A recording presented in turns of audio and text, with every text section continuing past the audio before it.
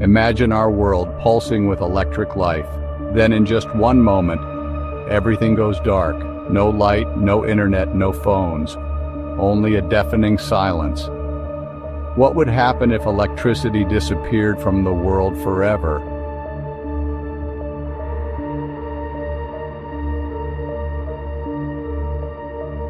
In the very first hours, confusion spreads. Traffic lights fail, accidents occur, people are stuck in elevators, phones lose connection, batteries drain, and fear begins to grow.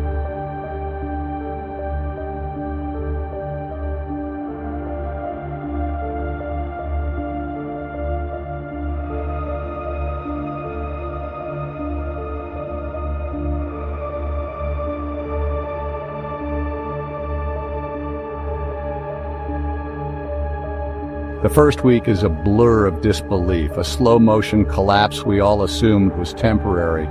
The silence is the first thing you notice, a profound quiet that blankets the city. Modern life, with its constant hum, has vanished. This new silence isn't peaceful. It's a void that amplifies every creak of the floorboards, every whispered word, every distant, unidentifiable cry in the night. We are suddenly terrifyingly alone with our thoughts. People line up for hours hoping for dwindling supplies, their breath hanging in the cold morning air. The queues are no longer just for food, but for information, for connection. Rumors are traded like currency, whispers of what might be happening beyond the horizon. A new primitive economy is born in these lines. A pack of batteries for a bag of rice, a bottle of water for a handful of antibiotics. Within days, food spoils in refrigerators, a potent symbol of our lost comfort. The stench of decay becomes a constant, unwelcome guest in our homes, a reminder of the fragility of the world we took for granted. Hospitals rely on backup generators, but fuel is scarce, a currency more precious than gold. Nurses with headlamps move like ghosts through dim halls, waging a desperate battle against time. Their world is reduced to a narrow beam of light, and the impossible choices of who gets the last of the medicine, who gets to live. At night, families light candles, and the city suddenly feels like it has traveled back in time. The darkness outside is absolute, and the sky, free from light pollution, explodes with stars we haven't seen in a century. Each window holds a flickering flame, a fragile network of light against an encroaching, indifferent dark. A world remade in shadow and fire. At first, it was an inconvenience. People lit candles, waiting for the world's familiar hum to return. But the silence stretched from hours into days. The initial shock gave way to a quiet, creeping dread. Within the first month, the illusion of abundance shattered. The once gleaming temples of consumerism became hollowed-out tombs. First went the batteries and water, then the canned goods. The shelves were stripped bare not by sudden panic, but by the slow realization that nothing was coming to replace what was taken. With the stores empty, attention turned to the taps, which sputtered and died as infrastructure failed. Clean water became a rare commodity, a source of bitter conflict. At distribution points, desperation frayed civility. Tension rose, a constant hum beneath the silence, seen in suspicious glances and barricaded doors. In this new darkness, both literal and metaphorical, humanity's true nature surfaced. But in the face of catastrophe, some found strength in community.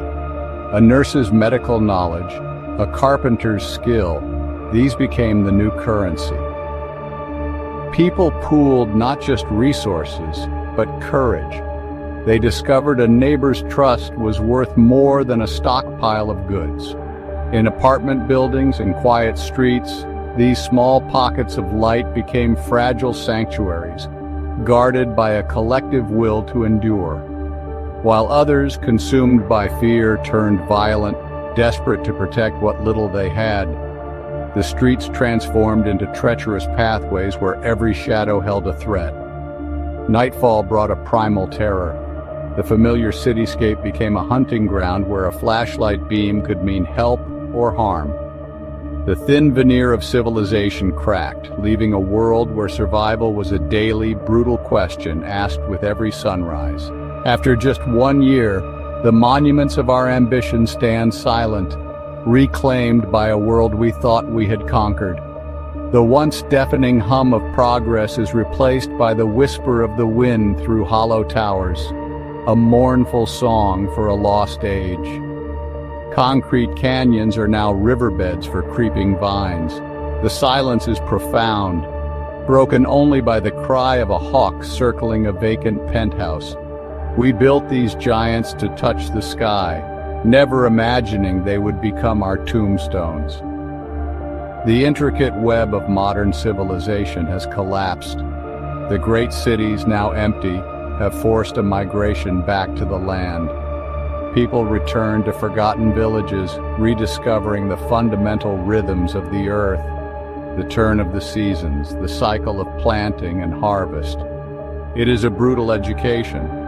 They coax life from the soil with their own hands, their minds struggling to recall agricultural knowledge that was nearly lost. Every sprout is a hard-won victory. A new generation grows up without screens, without the internet. The vast libraries of human achievement stored on silent servers are now as inaccessible as the stars. Knowledge is once again a precious, fragile thing, passed down through stories told by firelight. Elders become living repositories, their minds the only hard drives that matter. They speak of the before times, a world of magic lights that sounds more like myth than memory. Their childhoods are painted in moonlight and shadow, their games played in overgrown fields, not virtual worlds. They learn the names of stars instead of celebrities, the calls of birds instead of ringtones. They have no concept of the world their parents lost. They are a generation defined not by what they have, but by the boundless world they can touch and feel. The old world rusts, a ghost of what was, its data lost to the void.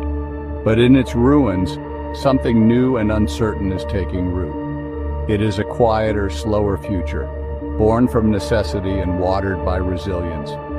Humanity, humbled, begins the long task of starting over.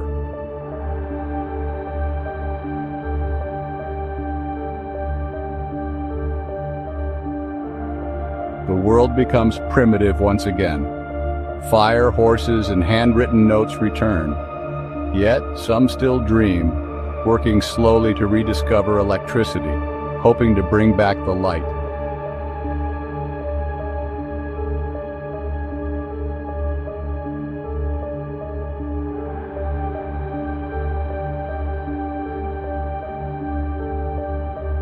Maybe we don't realize the true value of electricity now, but if it ever disappears, we would finally understand that we once lived in the age of light.